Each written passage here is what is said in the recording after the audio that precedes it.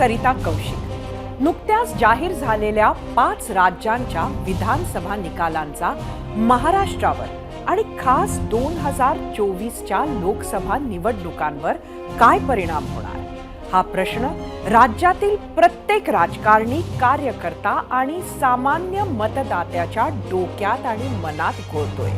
याचा सविस्तर आढावा आजच्या 0 आवरच्या भागात आपण घेणार आहोत। भाजपने राजस्थान, मध्य प्रदेश, छत्तीसगडमध्ये विधानसभा निवडणुकीत यश मिळवलं। तेलंगणामध्ये पराभव झाला असला तरी पक्षाच्या मतांची वाढलेली टक्केवारी हा नक्कीच भाजपसाठी प्लस पॉइंट आहे। या निवडणुकीत भाजपने एकाही राज्यात मुख्यमंत्री पदाचा चेहरा दिला नाही, त्यामुळे या विजयात संपूर्ण प्रचारात केंद्रस्थानी राहिलेल्या पंतप्रधान नरेंद्र मोदींचाच वाटा अधिक राहिला, जो खरं तर त्यांच्या लोकसभेचा मुख्य अजेंडा। भाजपसाठी महत्वाची चिंतेची बाब मात्र खासदारांचा झालेला पराभव।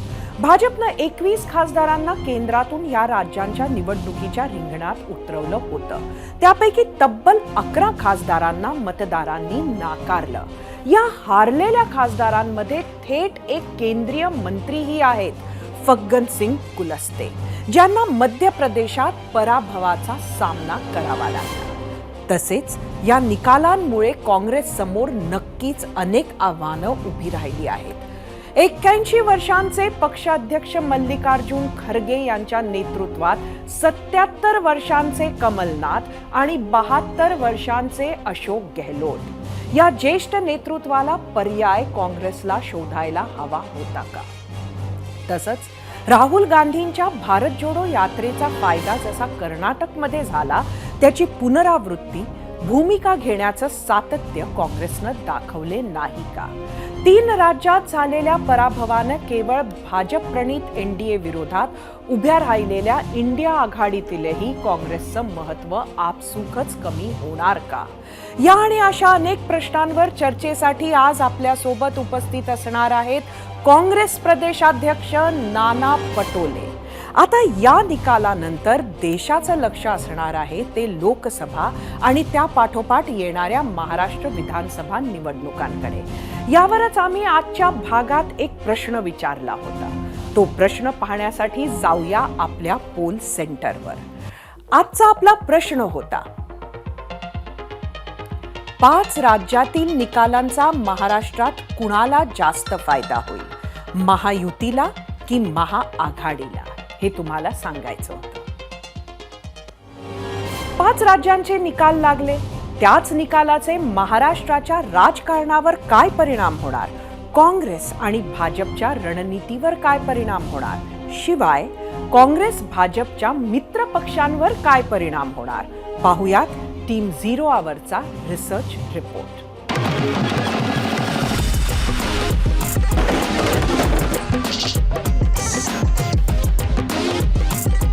निकाल 4 राज्यांचे लागले आणि गल्ली ते दिल्ली सगळीकडे भगवं वादळ आलं। 4 पैकी 3 राज्यात भाजपनं विजयी हॅट्रिक केली, तर काँग्रेसनं तेलंगणात आपला झेंडा रोवला। याच निकालानंतर महाराष्ट्र भाजपनंही जोरदार सेलिब्रेशन केलं आणि बदलत्या राजकीय समीकरणांची चर्चा सुरू झाली। तसं पाहिलं तर पुढच्या वर्षी लोकसभा निवडणुकांसोबत एप्रिल महिन्यामध्ये आंध्र प्रदेश, अरुणाचल प्रदेश, ओडिशा, सिक्कीम आणि ऑक्टोबर महिन्यात महाराष्ट्र, हरियाणा आणि झारखंडच्या निवडणुका होणार आहेत। त्यामुळे प्रश्न असा पडतो की केंद्र सरकार महाराष्ट्र, हरियाणा आणि झारखंडच्या निवडणुका आधी घेणार का?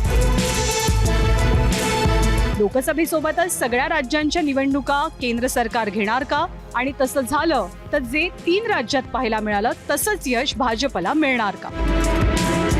त्याचं उत्तर तर निवडणुकांनंतर कळेलच। मात्र कालच्या निकालानं एकनाथ शिंदे आणि अजित पवार यांचं टेन्शन मात्र वाढलेलं असेल। भाऊ मोठा असतो, चांगलं वाटतं, पण तोच भाऊ आपल्यापेक्षा खूपच मोठा झाला तरी त्याच्यामध्ये आणि आपल्यामध्ये दरी निर्माण होतेच। आपली त्याला गरजच उरली नाही तर मग काय, हा प्रश्नही मनाला भिडसावतो। उपमुख्यमंत्री देवेंद्र फडणवीसांनी काही दिवसांपूर्वी लोकसभेच्या 26 जागांवरती दावा केला होता। तोच आकडा कालच्या निकालानंतर राज्यामध्ये वाढण्याची शक्यता नाकारता येत नाही. जर असं झालं तर मग एकनाथ शिंदे आणि अजित पवार यांची बार्गेनिंग पॉवर निश्चितच कमी होईल. त्यामुळे भाजप आपल्या सोबतच्या 2 मित्र पक्षांसाठी आता लोकसभेला जागा किती सोडणार याकडे मित्र पक्षांसह महाराष्ट्राचं सुद्धा लक्ष आहे. कारण इथली राजकीय परिस्थिती पूर्णतः वेगळी आहे. परंतु एक निश्चितपणे की मागच्या 1.25 वर्षापासून सरकार येऊनही महाराष्ट्रामध्ये महायुतीला फारसं अनुकूल वातावरण नाही असं एक परसेप्शन तयार झालं होतं. अशा परिस्थितीमध्ये निश्चितपणे हे निकाल त्यांचं मनोबल वाढवणारे असतील की या निवडणुकीच्या निकालानंतर महाराष्ट्रात एक काँग्रेसला जे वर्चस्व होतं महाविकास आघाडीचं त्यालाही धक्का बसणार आहे. विधानसभेचाच विचार केला तर मध्य प्रदेश आणि राजस्थानप्रमाणे महाराष्ट्रातही काही केंद्रीय मंत्र्यांना आणि खासदारांना विधानसभेची निवडणूक लढवावी लागणार का? तसं झालं तर महाराष्ट्रात कोणकोणत्या खासदारांना आमदार व्हावं लागेल आणि त्यावेळी मित्रपक्षांची काय भूमिका असेल हेही बघणं रंजक ठरेल. मोदी आणि शहांचं अभिनंदन करताना केंद्रीय तपास यंत्रणांचे अभिनंदन केलं पाहिजे. मतदान सुरू असताना सुद्धा राजकीय विरोधकांवर धाडी टाकण्याचं काम ते करत होते आणि विरोधकांची प्रचार यंत्रणा त्याला खीळ बसेल अशा पद्धतीने त्यांचं काम चालू होतं. हीच भाषा आता विरोधकांनी बदलण्याची वेळ आली आहे का असा विचार करावा लागतोय. कारण तपास यंत्रणांवरती आरोप करत भाजप विरोधात केलेलं नकारात्मक कॅम्पेन मतदारांनी धुडकावून लावल्याचं 3ही राज्यात पाहायला मिळालं. असेच आरोप महाराष्ट्रात विरोधकांकडूनही होतात. अगदी 2019 सालापासून आजपर्यंत भाजप आणि तपास यंत्रणांवरती अनेक आरोप झालेत आणि विरोधक आजही तीच भाषा बोलतात. निकालानंतर मित्रपक्षांनीही काँग्रेसचे कान टोचलेत. अहंकार नडला असं नितीश कुमार म्हणाले.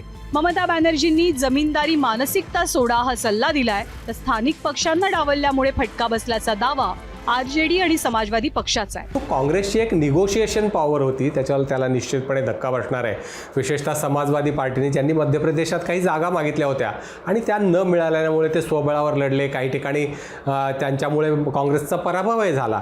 त्याच्यानंतर त्यांच्या येणाऱ्या प्रतिक्रिया असतील किंवा अन्य मित्रपक्षांकडून आता काँग्रेस भाजपाशी स्वबळावर लढू शकत नाही अशा पद्धतीच्या प्रक्रिया येत आहेत. त्यामुळे निश्चितपणे पुढच्या काळामध्ये आघाडीचं जे जागा वाटप होणार आहे त्या जागा वाटपावर निश्चितपणे या निकालांचे परिणाम झालेले आपल्याला दिसू शकतात. खरं तर राहुल गांधींच्या भारत जोडो यात्रेनंतर काँग्रेसला दक्षिणेत यश मिळालं. महाराष्ट्रातही राहुल गांधींची यात्रा 14 दिवस होती. त्या काळात नाही म्हटलं तरी राहुल गांधींनी तरुण मतदारांसह जुन्या मतदारांनाही आकर्षित केलं. मात्र आता स्थिती बदलली आहे. त्यामुळे राहुल गांधींना महाराष्ट्रातल्या मतदारांसमोर जाण्यापूर्वी पुन्हा एकदा तीच आश्वासक इमेज उभं करण्याचं आव्हान सुद्धा असेल. 3 राज्यांमध्ये काँग्रेसच्या पदरी पराभव जरी पडलेला असला तरी काँग्रेसच्या मतांची टक्केवारी मात्र जवळपास कायम राहिली आहे. पण असं असलं तरी राज्यात मित्रपक्षांमध्ये ज्या पद्धतीनं फूट पडली तशी फूट रोखणं आणि मित्रपक्षांशी जुळवून घेत भाजपला आव्हान देणं आणि त्यातच काँग्रेसला किती यश मिळतंय हे 2024 मध्ये कळेल. 0 ओव्हरसाठी ब्युरो रिपोर्ट ABP माझा.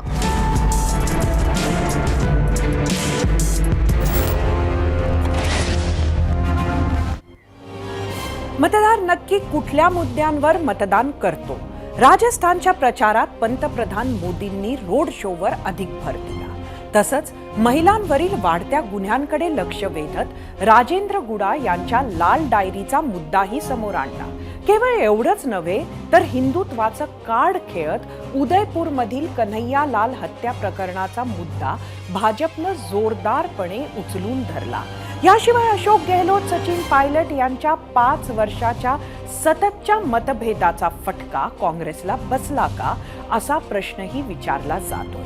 मूलतः मोदींचे राष्ट्रीय स्तरावर नेतृत्व उभे झाले त्याचे एक महत्त्वाचे कारण होते न खाऊंगा न खाने दूंगा.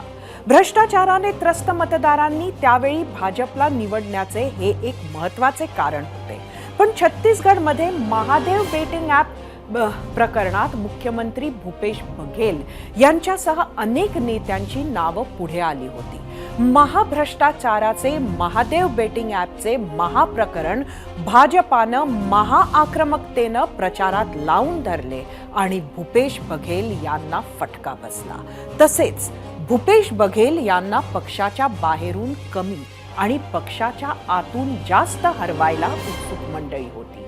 मध्य प्रदेशमध्ये भाजपनं प्रथमच मुख्यमंत्री पदासाठी चेहरा जाहीर न करता विधानसभेची निवडणूक लढविली आणि जिंकलीही.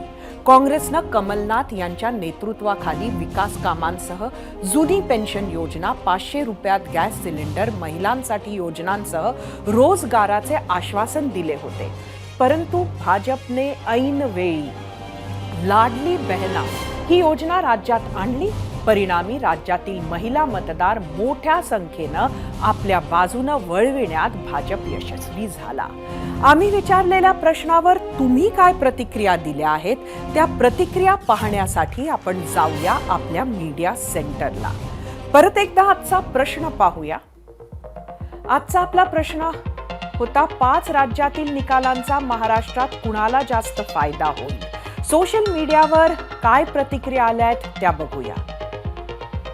पहिली प्रतिक्रिया आहे कल्पेश अग्रे यांची एक्सवरून. 2014 ते 2024 उजाडत आलं तरी भाजपला महाराष्ट्रात एक हाती सत्ता स्थापता आली नाही. अजूनही शिवसेना आणि राष्ट्रवादीची गरज लागते. प्रकाश पाटील एक्सवरून, 5 राज्यांच्या निकालांचा लोकसभा आणि इतर राज्यात परिणाम होणार नाही. महाराष्ट्रात मवियाला बहुमत मिळेल कारण भाजपनं पक्ष फोडून बंडखोर सोबत घेतले. एक्सवरूनच अरुण निंबाळकर, महाराष्ट्रात गद्दारी करणाऱ्यांचा नेहमी पराभव होतो. युट्यूबवरून विनायक जाधव, भाजप दुसऱ्या पक्षातून घेतलेल्या नेत्यांचा वापर करून त्यांना फेकून देणार. युट्यूबवरून सिद्धेश्वर घळके, महाराष्ट्रात जो पक्ष मराठा आरक्षण देईल तो पक्ष निवडून येईल कारण मराठा मतदार भरपूर आहेत. फेसबुकवरून हरिश्चंद्र सलगर, सगळ्यांनाच थोडा थोडा फायदा होणार म्हणजे खिचडी सरकार तयार होईल आणि महाराष्ट्राचा सत्यानाश होणार. फेसबुकवरून संजय मोरे, सध्या तरी कुणालाही पोषक वातावरण नाही, परंतु चालू सरकारमध्ये काही धाडसी निर्णय घेतले तर मात्र त्यांना खूप फायदा होऊ शकतो. इंस्टाग्रामवरून निवास जाधव, जर खरोखर महाराष्ट्र बदलावा अशी प्रामाणिक इच्छा असेल तर विद्यमान आमदारांपैकी कोणालाही निवडून देऊ नका.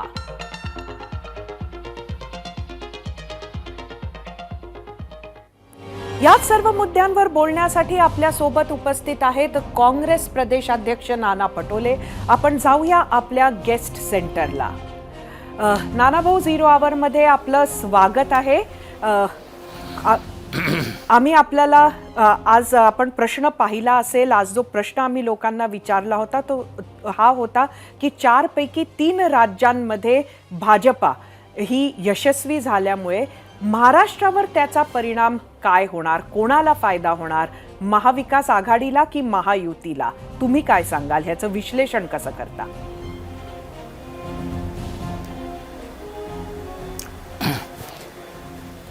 महाराष्ट्र हा छत्रपती शिवाजी महाराजांचा महाराष्ट्र आहे आणि शाहू फुले आंबेडकर विचाराचा महाराष्ट्र आहे आणि हा सामाजिक न्यायाचा महाराष्ट्र आहे. महाराष्ट्राने अनेकदा या देशालाच नव्हे तर जगाला दिशा देण्याचं काम केलेलं आहे. बाकी राज्याचं समीकरण आणि महाराष्ट्रातलं राजकीय समीकरण आणि सामाजिक समीकरणामध्ये जमीन आसमानचा फरक आहे. हे महत्त्वाची बाब मी तुमच्या सगळ्यांच्या समोर आणून दिली पाहिजे. आपण पाहिलं की या आता 5 राज्याच्या, विशेष करून 4 राज्याच्या ज्या निवडणुका आहेत त्याच्यामध्ये छत्तीसगड, तेलंगणा, मध्य प्रदेश आणि राजस्थान. आपण एक गोष्ट पाहिली असेल की तेलंगणा, छत्तीसगड आणि मध्य प्रदेश हे सगळे महाराष्ट्राच्या बॉर्डरला लागलेले हे राज्य.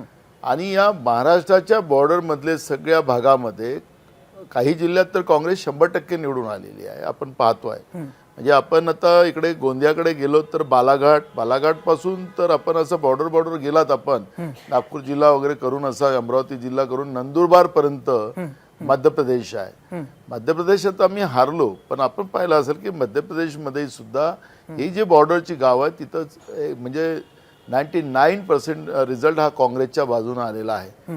छत्तीसगडच्या बॉर्डरला तेच पाहायला मिळतं आणि तेलंगणाच्या बॉर्डरला तेच पाहायला मिळत आहे. त्याच्यामुळे विशेष करून हा जो असर आहे महाराष्ट्रातला हा या बॉर्डरमध्ये आपल्याला पाहायला मिळतं. आणि महाराष्ट्र, मी मगाशी सुरुवातीला सांगितलं की महाराष्ट्रातलं राजकीय समीकरण आणि सामाजिक समीकरणामध्ये जमीन आसमानचा फरक आहे. आणि त्याच्यामुळे हे जे विचारसरणी आहे महाराष्ट्रातली, ही विभाजनवादीला, कोणती शाहू फुले आंबेडकरांची आणि छत्रपती शिवाजी महाराजांची विचारसरणी जी आहे ही विभाजनवाद्यांना कधी मदत करत नाही. आणि म्हणून या निकालाचं आज काय अर्थ लावता, लाडली बहिणा असेल किंवा छत्तीसगड आणि राजस्थानमध्ये, म्हणजे हे लाडली बहिणा नाही, तिथं तर अनेकांचा जीव वाचून अनेकांना रोजगार निर्मितीच्या पद्धतीचं आणि शेतकऱ्यांसाठी न्याय देणाऱ्या व्यवस्था आपल्याला छत्तीसगड आणि राजस्थानमध्ये पाहायला मिळाल्यात. ठीक आहे, त्या ठिकाणी आम्हाला जे काही राजकीय नुकसान जे झालेलं आहे ते निकालात आलेलं आहे. मी काल पण सांगितलं की जनमताचा जो कौल आहे त्याचा सन्मान आम्ही करतोच आहे. आम्हाला कोणावर आरोप करायचा काही भागच ठरत नाही. जनतेचा कौल, ज्याच्यामध्ये आमच्या ज्या चुका झालेल्या असतील त्या चुका दुरुस्त करून आम्ही पुढे जाऊ. पण ज्या काही आज नक्कीच. आकडेवारी नाना, आमच्या आपण पुढे आज आलेली आहे, एका काँग्रेसला आपण त्याच्यामध्ये लीड करत आहात, काँग्रेसचा आपण नेतृत्व करत आहात महाराष्ट्राचं. तुम्ही खास एक 3 महत्वाच्या गोष्टी काय शिकलात या निवडणुकीमधनं, ज्या महाराष्ट्रात चुका ज्या करणार नाहीत?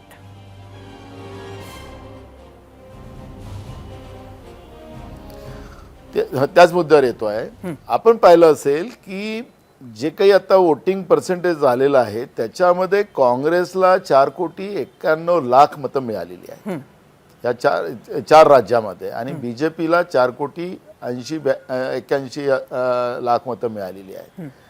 त्याच्या 10 लाख मताचा फरकच आहे. मी काल बोलताना एक गोष्ट सांगितली की ज्या चुका आमच्या झाल्या त्या आम्ही दुरुस्त करू. मागच्या काळात छत्तीसगड, मध्य प्रदेश आणि राजस्थान काँग्रेसने जिंकलेले होत्या, आणि थोड्या दिवसानंतर लोकसभेच्या निवडणुका झाल्यात. त्याच्यामध्ये छत्तीसगडमध्ये आम्हाला 1 खासदार आला, मध्य प्रदेशमध्ये 1 खासदार आला, आणि आम्ही राजस्थानमध्ये 1 खासदार निवडून आणू शकलो नाही. पण आता तुम्हाला सांगतो की या चुका दुरुस्त करून जेव्हा आम्ही पुढे जाऊ, तुम्हाला लोकसभेमध्ये एक चांगलं प्रदर्शन काँग्रेसचं तुम्हाला या तिन्ही राज्यामध्ये आपल्याला पाहायला मिळणार आहे. हे मी आतापासून सांगतोय आणि विश्वासाने सांगतोय की मी जवळून मी, कारण की देशातल्या राजकारणात मी काम केलेलं आहे. मी किसान काँग्रेसचा राष्ट्रीय अध्यक्ष म्हणून काम केलेलं आहे संघटनेमध्ये. खासदार म्हणून तर ठीक आहे, ते लोकसभेपुरतं असतं, पण मी संघटनेत काम केलेलं. मी तिन्ही राज्य जवळून मी ओळखतो आहे. तुम्हाला हा बदलाव पाहायला मिळेल. राहिल्या चुका ज्या आहेत, चुकांचा विषय म्हटला, त्याच्यातल्या चुका आमच्या लक्षात आलेल्या आहेत आणि त्या चुका आम्ही दुरुस्त करू. त्याला काही आता ओपनली मला सांगता येणार नाही, पण त्याच्यातला सुधार तुम्हाला पाहायला मिळेल. आणि त्या सुधारातून तुम्हाला महाराष्ट्रासहित याही तिन्ही राज्यामध्ये आपल्याला मोठ्या प्रमाणात परिवर्तन पाहायला मिळणार आहे. आणि मी नम्रपणे सांगतो की मला हे अभिमानानं नाही सांगायचं. आजकाल तर लोक आतापासूनच वानखेडे स्टेडियमवर शपथविधीची सुरुवात चालू केलेली आहे. मला त्या गर्वामध्ये जायचं नाही, मला अभिमानातही जायचं नाही. मी नम्रपणे ही गोष्ट सांगतोय, कारण की लोकांमध्ये आज महाराष्ट्रामध्ये तुम्ही आपण पाहिलं असं एक जिल्हा नाही की एक तालुका नाही, लोकांचे आंदोलन चालू आहे. सरकारच्या विरोधात मोठा आक्रोश आहे. नक्कीच हे सरकार, जसं तुम्ही भ्रष्टाचाराचा मगाशी उल्लेख करत होता की आमच्यावर महादेव याप तर महाराष्ट्रामध्ये पण आहे. इथं किती याप आहेत, बोरा याप आहे, महादेव याप आहे, किती यापचं आता किती लोकांना लुटलेलं आहे त्याचं तुम्हाला अनेक आम्ही आता त्याचे केलेलंच आहे. या महिलांचा अत्याचारामध्ये सगळ्यात जास्त महाराष्ट्रच पुढे आहे. दुसरा महत्वाचा विषय, शेतकरी आत्महत्या सगळ्यात जास्त महाराष्ट्रच 1 नंबरला आहे. नक्कीच. बेरोजगारांचं प्रमाण महाराष्ट्रातच 1 नंबरला जास्त आहे. तिथं नेते मंडळांचा संबंध ज्या पद्धतीनं महादेव बेटिंग ऍपशी होता तो विषय होता. आणि खरं तर आपण तो मुद्दा उचललात, त्याला धरून मी आपल्याला प्रश्न विचारते की एकीकडे तिथं सुद्धा ईडी सीबीआय झालं, महाराष्ट्रात सुद्धा ईडी सीबीआय होत आहे. असं असताना आपल्याला महाराष्ट्रात अनेक वेळेला असं वाटून जातं की महाविकास आघाडीच्या नेत्यांबरोबर कुठंतरी एक सिंपती आहे, पण तीच सिंपती खरं मतदानात तिथंही दिसली नाही. म्हणजेच अशा पद्धतीची खरंच सिंपती महाराष्ट्रात सुद्धा आहे का, ही तुम्हाला चिंतेची बाब वाटते का? बघा, एक गोष्ट क्लिअर आहे. मी मगाशी सांगितलं की त्या राज्यातली मानसिकता आणि महाराष्ट्रातल्या मानसिकतेमध्ये जमीन आसमानचा फरक आहे. तुम्हाला आता मी काही इथं काय, मी भविष्यवाला नाही आहे त्याच्यामुळे मी भविष्यवाणी करणार नाही, पण तुम्हाला वास्तविकता पाहतो. मी आज महाराष्ट्रातल्या कानाकोपऱ्यात फिरतो, सामान्यातल्या सामान्य लोकांना भेटतो, सगळ्या जाती धर्माच्या लोकांना भेटतो आणि त्याच्या भावना मी जवळून ऐकतो आहे. मी तर काही 5 स्टार नेता तर नाही आहेत, मी कॉमन माणूस आहे आणि मला जवळून लोकांचं दुःख ऐकायला मिळतं आहे. त्याच्यामुळे मी तुम्हाला सांगतो की महाराष्ट्रात मोठे बदलाचे संकेत आहेत, जनमानसामध्ये तो कौल आहे आणि एक आम्हाला कुठल्या ईडीचं आणि सीबीआयचं एक जे काय करतात ते काही कोणाला लपलेलं नाही आहे. ज्या लोकांवर ईडीचे आरोप झालेत, ज्या लोकांना उद्या जेलमध्ये जायचं होतं ते लोक आज सत्तेमध्ये बसलेले आहेत आणि मी म्हणत नाही, शरद पवार साहेब सांगतात आहेत, त्याच्यामुळे मी काही त्याच्यावर जास्त वक्तव्य करणं मला गरज नाही. आम्हाला काँग्रेसला आमची भूमिका स्पष्ट आहे की आज महाराष्ट्रातलं जे जाती जातीमध्ये धर्माधर्मामध्ये भांडण लावून जसा महाराष्ट्र तोडला जातोय, त्याचे लचके तोडले जातात, हे या महाराष्ट्रासाठी भूषणावं नाही. आज ओबीसी पण परत नाना येणाऱ्या निवडणुका ह्या धर्मावर लढल्या जाणार आहेत. धर्म हा मोठा विषय राहणार आहे हे समोर दिसतंय.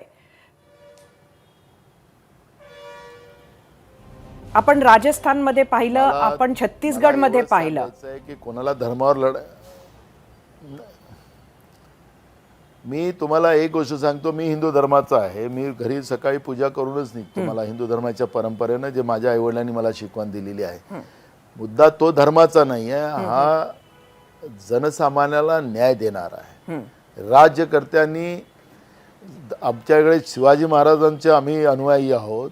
शिवाजी महाराज काही पूजापाठ करत नव्हते, ते अन्याय करणाऱ्या लोकांना त्यांची जागा देऊन लोकांना न्याय देण्याचं काम करत होते. आणि त्यांचे जे संत तुकाराम महाराज असतील, रामदास स्वामी असतील, हे सगळे संत ते धर्मप्रचार करायचे. ही पद्धत महाराष्ट्रामध्ये आहे. महाराष्ट्रामध्ये मी धर्माच्या नावाने प्रचार करायला गेलं तर महाराष्ट्राचीच लोक, कारण की तुमचा धर्म, तुमच्या धर्माचं रक्षण करणं हे तुमची जबाबदारी आहे, आपण करतोच आहे.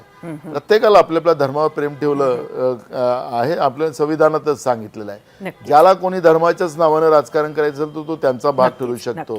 नानाभाऊ, आपल्याला वेळेची मर्यादा आहे म्हणून मी आपल्याला इथं तोडते. पण एक प्रश्न मला आपल्याला विचारायचा आहे शेवट करायच्या आधी, तो हा की आपण बघितलं राजस्थानमध्ये गेली 5 वर्ष सचिन पायलट आणि अशोक गेहलोत यांच्यामध्ये वाद होता. भूपेश बघेल यांना सुद्धा आंतरिक बराच विरोध होता. आता हेच गटातटाचं राजकारण सुद्धा कुठंतरी भाजपच्या फायद्याला ठरलं. महाराष्ट्रात सुद्धा आपल्याला अशा पद्धतीचं गटातटाचं राजकारण खास काँग्रेसमध्ये दिसतंय. त्याला तुम्ही कसं सामोरं जाणार?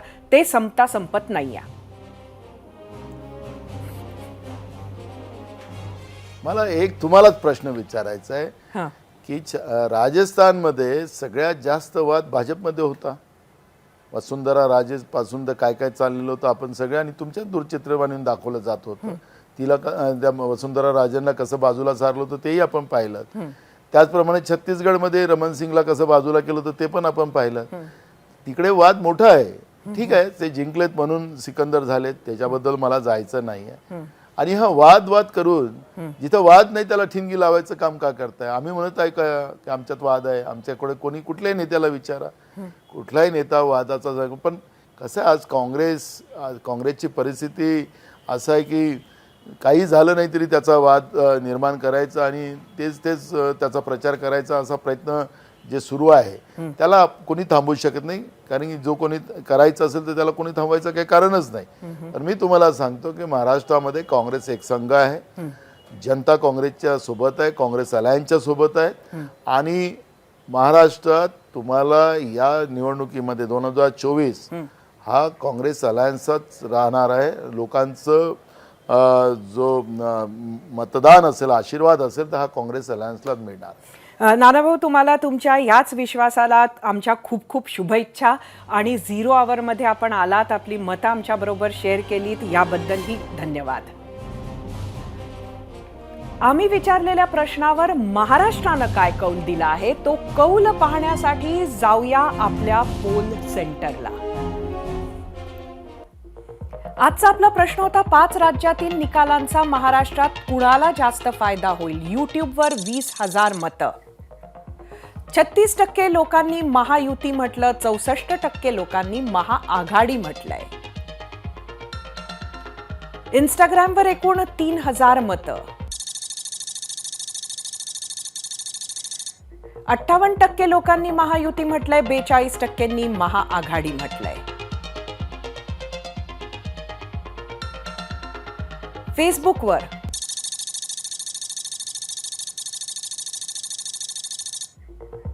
34% लोकांनी महायुती, 66% महाआघाडी.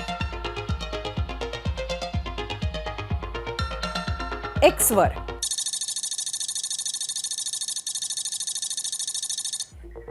48% महायुती तर 52% म्हणणं आहे महाआघाडी. 5 राज्यांपैकी तेलंगणा आणि मिझोराममध्ये भाजपला गमावण्यासारखं काही नव्हतं. झाला तर फायदाच होणार होता, जो त्यांना झाला. दोन्ही राज्यात त्यांनी आपली कामगिरी सुधरवली. भाजपचं सारं लक्ष राजस्थान, छत्तीसगड परत मिळवणं आणि त्याहीपेक्षा जास्त लक्ष मध्य प्रदेश कायम राखण्याकडे होतं. 2018 पर्यंत या तिन्ही राज्यात भाजप सलग 3 टर्म होती.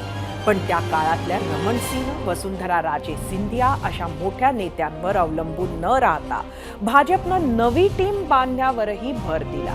भाजपचा संपूर्ण प्रचार पंतप्रधान नरेंद्र मोदींच्या एक खांबी तंबू भोवती फिरत होता. तसा तो गेली 5-7 वर्षांपासून फिरतोय. या 5 राज्यांच्या निवडणुकीतही मोदींच्या देशप्रेमी, हिंदू धर्माभिमानी, विकास पुरुष छबीचा अत्यंत खुबीनं वापर करण्यात आला. या प्रचारात काँग्रेसवर किंवा राहुल गांधींवर टीका होती, पण त्यासोबत मोदी सरकारच्या कामाचा पाढा सुद्धा वाचला जायचा. या उलट काँग्रेसचा प्रचार सुद्धा मोदींभोवती फिरता राहिला.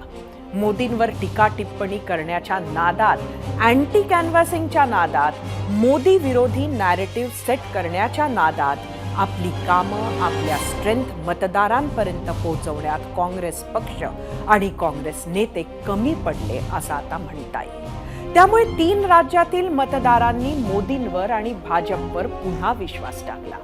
4 महिन्यांवर येऊन ठेपलेल्या लोकसभा निवडणुकीत मोदीला थोपवण्याचं काँग्रेस आणि मित्रपक्षांसमोरचं मोठं आव्हान आणखी कठीण झालं आहे. आपापसातले मतभेद दूर सारून ते कशी रणनीती आखतात यावरती लढत अतिटतीची होणार की मोदी सहज विजयाची हॅट्रिक साजरी करणार हे ठरेल.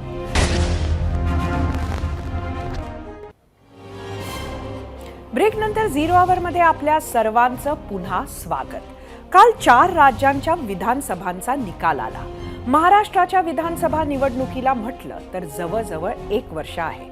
पण लगेच आज महाराष्ट्रात एक नवे राजकीय वादळ निर्माण झाले. त्याला कारणीभूत ठरले ते भाजप प्रदेशाध्यक्ष चंद्रशेखर बावनकुळे. ते कसे हे आपण बघणार आहोतच. पण पहिले जाऊया या कालच्या निवडणुकांकडे. मध्य प्रदेशात 2003 ते 2018 अशी सलग 15 वर्ष शिवराज सिंह चौहान मुख्यमंत्री होते. 2018 साली सत्ता गेली, पण 1.5 वर्षात ऑपरेशन लोटस यशस्वी झालं आणि पुन्हा सीएम पदासाठी मोदी शहांनी शिवराज मामांवरच विश्वास टाकला. शेजारच्या छत्तीसगडमध्ये सुद्धा 2003 ते 2018 अशी सलग 15 वर्ष 3 टर्म डॉक्टर रमण सिंह मुख्यमंत्री बनले.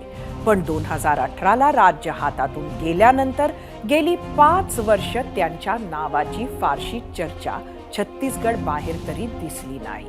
राजस्थानच्या राजकारणाचा अविभाज्य अंग बनलेल्या भाजप नेत्या वसुंधरा राजे सिंधिया यांना सुद्धा साईडलाईन केल्याचं चित्र गेल्या 5 वर्षात अनेकदा उभं राहिलं.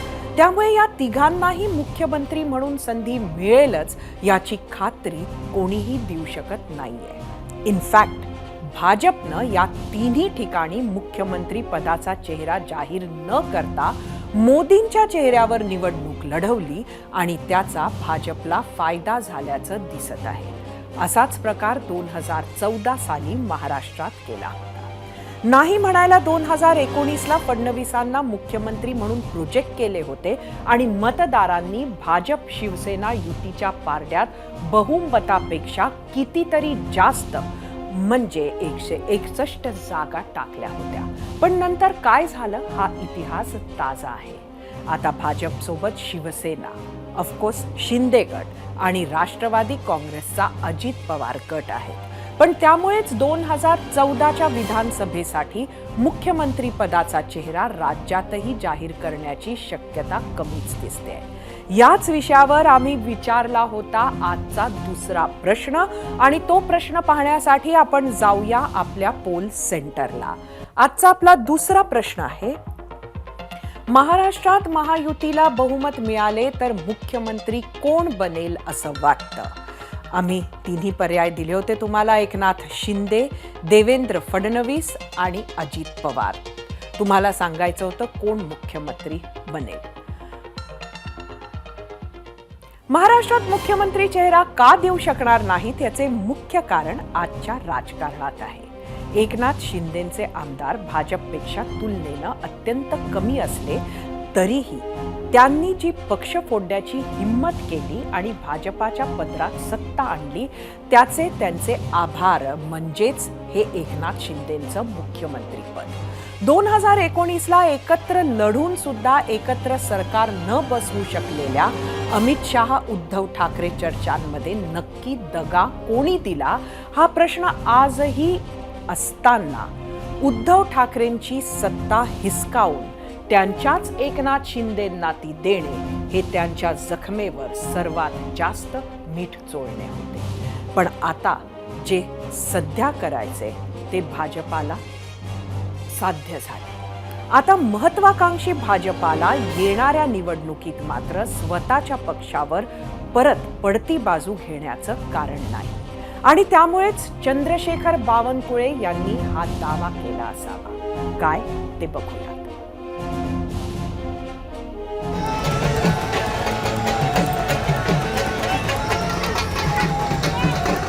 देशात भाजपचं विजयाचं सेलिब्रेशन सुरू असतानाच भंडाऱ्यात भाजप प्रदेशाध्यक्षांनी एक घोषणा केली. नवीन सरकारमध्ये पुन्हा एकदा वानखेडे स्टेडियमवर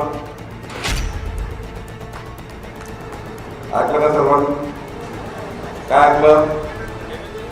वानखेडे स्टेडियमवर शपथ झाला होता. दोन्ही हात वर करून सांगा, दोन्ही हात वर करून सांगा जरा तुमच्या मनात काय आहे. या महाराष्ट्रात पुन्हा वानखेडे स्टेडियमवर दोन्ही हात वर करून झाली पाहिजे ना. दुसरा संकल्प आणि महाराष्ट्रात एकच वाघ नाही, महाराष्ट्रात एकच वाघ आहे, ते देवेंद्र फडणवीस. देवेंद्रजी फडणवीसचा वाघ, दुसरा कोणी वाघ होऊ शकत नाही. संपूर्ण वक्तव्य ऐकलं की लक्षात येतं की प्रदेशाध्यक्ष म्हणून बावनकुळेंनी कार्यकर्त्यांना आवाहन केलं. मात्र हे बोलत असतानाच राज्यात देवेंद्र फडणवीस हे एकमेव वाघ आहेत असं म्हणत त्यांनी विधानसभेचं चित्र जणू दाखवून दिलं.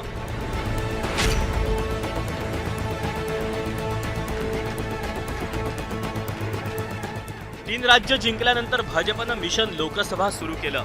त्याच मिशनमध्ये महाराष्ट्र जिंकणं हा महत्वाचा टप्पा असणार आहे आणि त्याच निवडणुकांसाठी कार्यकर्त्यांना संकल्प देत असताना बावनकुळेंनी 2014 साली वानखेडे स्टेडियमवर पार पडलेल्या देवेंद्र फडणवीसांच्या शपथविधीची पुनरावृत्ती होईल अशी घोषणा केली.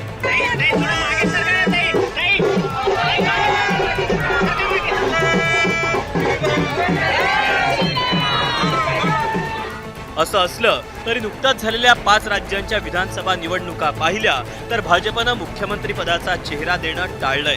मध्य प्रदेश, राजस्थानमध्ये थेट केंद्रीय मंत्र्यांनाच रिंगणात उतरवलं. त्यामुळेच की काय राज्यातील नेत्यांना आपलं नेतृत्व सिद्ध करण्यासाठी जोरही लावावा लागला आणि बहुतेक याच संघटनात्मक निर्णयाचा थेट फायदा निकालात दिसला. आणि आता महाराष्ट्रातही जर 3 राज्यांचाच फॉर्म्युला वापरला आणि मुख्यमंत्री पदाचा चेहरा न देता विधानसभा लढवली तर मग मुख्यमंत्री पदासाठी कोण असणार यावरून मुख्यमंत्री एकनाथ शिंदेंचीही धास्ती वाढली असेल. फक्त शिंदेच नाही तर उपमुख्यमंत्री आणि राष्ट्रवादी काँग्रेसमधून बाहेर पडत वेगळी चूल मांडणाऱ्या अजित पवारांची देखील दागदूक वाढली असेल. कारण भावी मुख्यमंत्री म्हणून त्यांच्याही कार्यकर्त्यांनी गेल्या 6 महिन्यात अनेक वेळा बॅनर्स लावलेत. इतकंच काय तर खुद्द अजित पवारांनी मुख्यमंत्री होण्याची महत्वाकांक्षा बोलून दाखवली. मात्र 3 राज्यांच्या निकालानंतर त्यांच्याही बार्गेनिंग पॉवरला ब्रेक लागण्याची चिन्ह आहेत. असं असलं तरी बावनकुळेंच्या वक्तव्यानंतर मित्रपक्षांनीही दंड थोपटले तर विरोधकांनी टोमणे हाणलेत. 5 राज्याच्या निवडणुकांचे जे निकाल आले त्यामध्ये भारतीय जनता पार्टीला लोकांनी जे स्पष्ट बहुमत बऱ्याच राज्यात दिलं, 4 राज्यांमध्ये, त्यामुळं प्रदेशाध्यक्ष चंद्रशेखरजी बावनकुळे यांची कॉन्फिडन्स लेवल वाढणं साहजिक आहे. जसं बावनकुळे साहेबांचा संकल्प आहे तसा राष्ट्रवादी काँग्रेस पक्षाचा एक कार्यकर्ता या नात्यानं आमचाही संकल्प आहे की झोकून देऊन काम करू आणि अजितदादा महाराष्ट्राचे मुख्यमंत्री 2024-29 असतील, तेही वानखडे स्टेडियमवरच शपथ घेतील. उन्होंने एक पॉलिटिकली स्टेटमेंट दिया है, पॉलिटिकली अपने कार्यकर्ताओं को थोड़ा दिल भी बहल जाए और उनका थोड़ा मनोबल बढ़ जाए, इसलिए हम उसको इजीली वो स्टेटमेंट को इतना सीरियस ना लेते हुए इजी लेते हैं. अब वापस एक लहर दिख रही है बीजेपी को, तो मुझे चिंता है जो ये सरकार में आप बीजेपी के साथ बैठे हैं, चाहे हमारा जो टूटा हुआ बेईमान लोगों का गठ हो या राष्ट्रवादी हो, उनका क्या होगा, अब आपका क्या होगा कालिया, ये सवाल पूछते रहेंगे वो. तो अभी देखेंगे, वो झेल लेंगे जो करना है. त्यामुळे आता एका घोषणेवरून पडलेल्या ठिणगीतून वणवा पेटणार की 3 राज्यांप्रमाणेच कोणत्याही स्थानिक चेहऱ्याला पुढे न करता मोदींच्याच नावानं महायुती विधानसभा लढणार आणि कोण पुन्हा येणार हे लवकरच कळेल. 0 वर एबीपी माझा.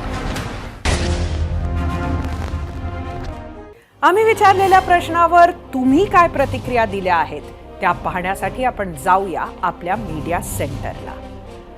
आजचा आपला प्रश्न होता, महाराष्ट्रात महायुतीला बहुमत मिळाले तर मुख्यमंत्री कोण बनेल असं वाटतं? तुम्हाला 3 पर्याय होते, एकनाथ शिंदे, देवेंद्र फडणवीस आणि अजित पवार. सोशल मीडियावर आपल्याला काय प्रतिक्रिया आल्यात बघूया. एक्स वरून शरद सोळंके, महायुती एकत्र निवडणूक लढवेल याची शाश्वती नाही, हे सर्व शेरात सव्वाशेर आणि ठकास महाठक आहेत.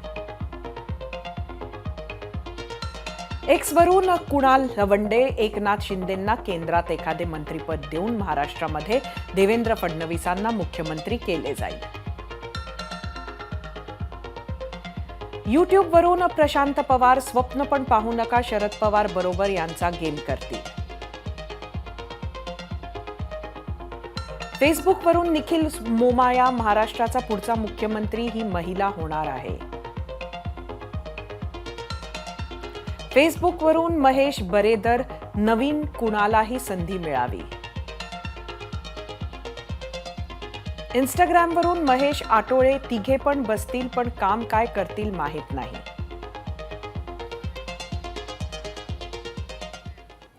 कोण आहे महाराष्ट्राच्या जनतेच्या मनातला महायुतीकडून मुख्यमंत्री? कोण असेल? त्यावर आम्ही विचारलेल्या प्रश्नावर तुम्ही काय कौल दिला आहे तो कौल पाहण्यासाठी आपण जाऊया आपल्या पोल सेंटरला. परत एकदा आजचा प्रश्न सांगते, महाराष्ट्रात महायुतीला बहुमत मिळाले तर मुख्यमंत्री कोण बनेल असं वाटतं? एकूण 25,000 मतं युट्यूबवर. 22% एकनाथ शिंदे, 57% लोकांनी देवेंद्र फडणवीस म्हटलंय तर 21% लोकांनी अजित पवार. इंस्टाग्रामवर 2,500 मतं.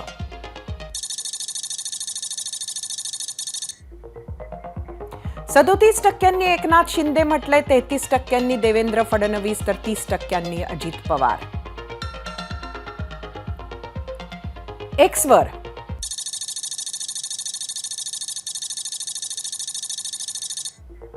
17% लोकांनी एकनाथ शिंदे, 60% लोकांनी देवेंद्र फडणवीस तर 23% लोकांनी अजित पवार.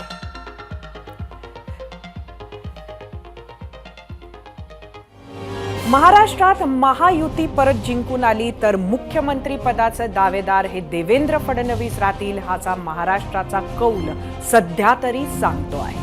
पुरोगामी महाराष्ट्रात जाती द्वेषाला खतपाणी घालत आपलं राजकारण साधणारे सुद्धा अनेक आहेत, हे आता लपून राहिलं नाहीये. त्यामुळे मुख्यमंत्री पदाचा उमेदवार देताना भाजप समोर मोठं आव्हान असणार आहे.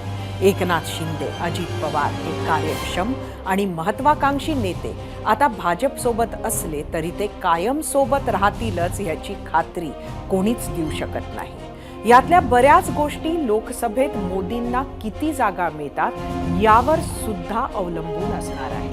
भाजपला स्पष्ट बहुमत मिळालं तर राज्यात आपसुकच त्याचा फायदा होणार आहे.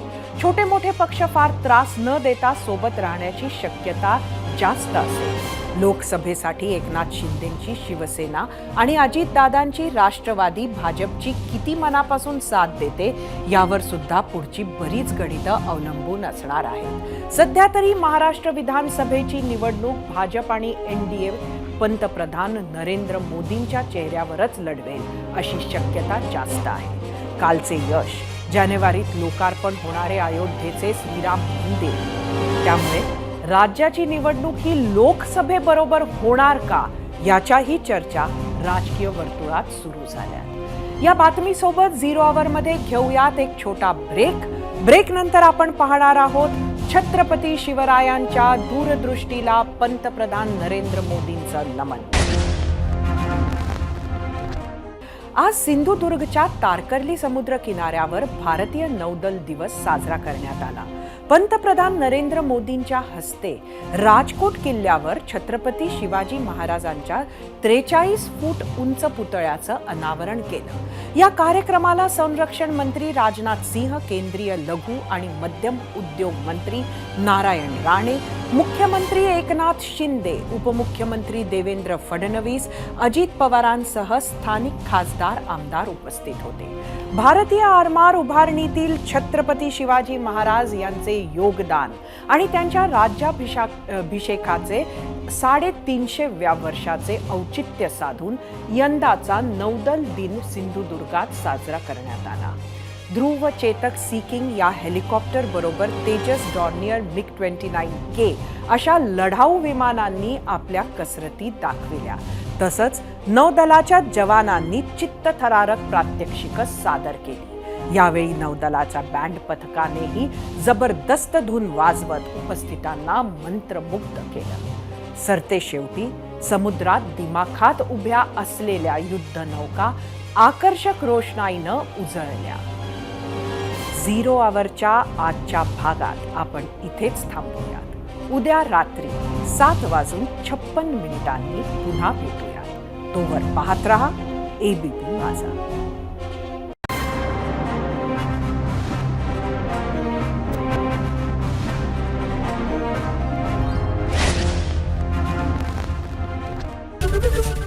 ABP माझा, उघडा डोळे बघा नीट.